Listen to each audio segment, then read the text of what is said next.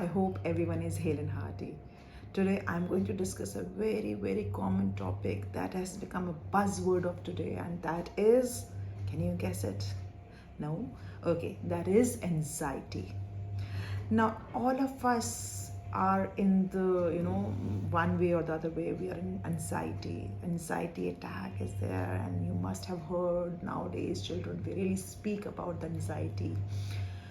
But I'm not talking about only anxiety, I'm talking about anticipatory anxiety.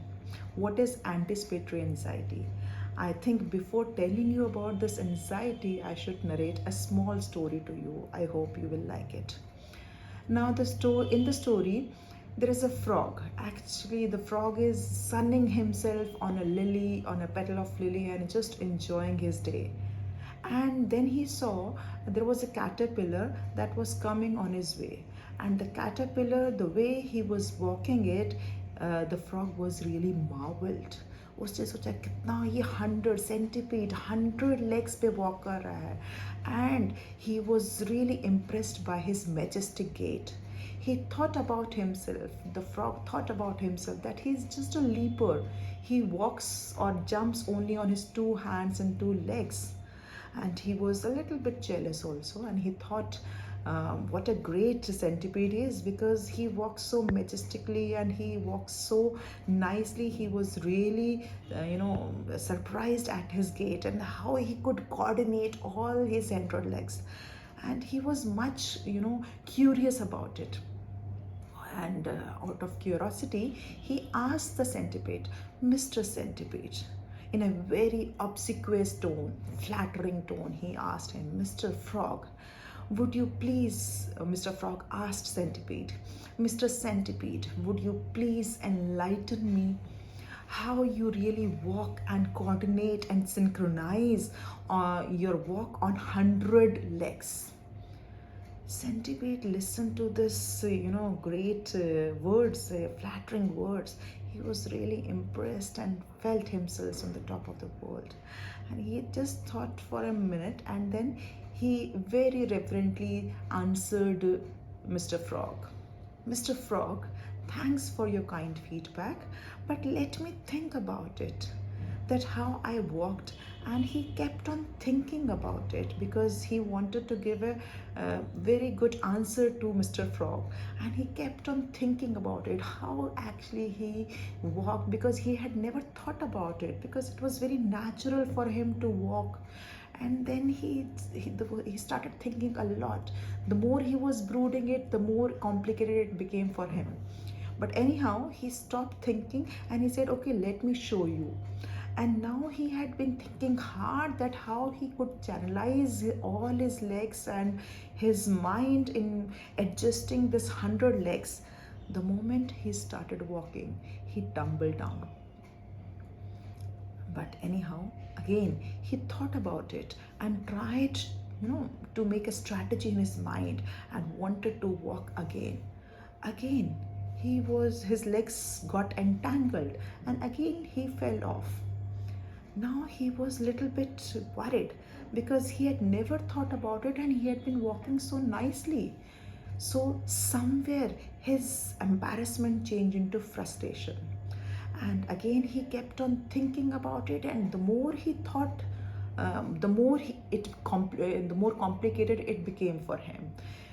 Similarly, it happens in a life also. जितना हम सोचते हैं उतनी problem बहुत बढ़ती जाती है. So he kept on thinking about it. He kept on thinking hard about it. And now his embarrassment changed into frustration. But anyhow, he tried third time. Again, this happened. And he could not actually bear that in front of the frog. He could not walk even properly, and even not walking, he could not stand, he could not make the balance on his 100 legs. It was really a challenge for him. And this frustration actually lead to panic. Embarrassment, frustration, and finally panic. And he got panic about it. And then he got angry.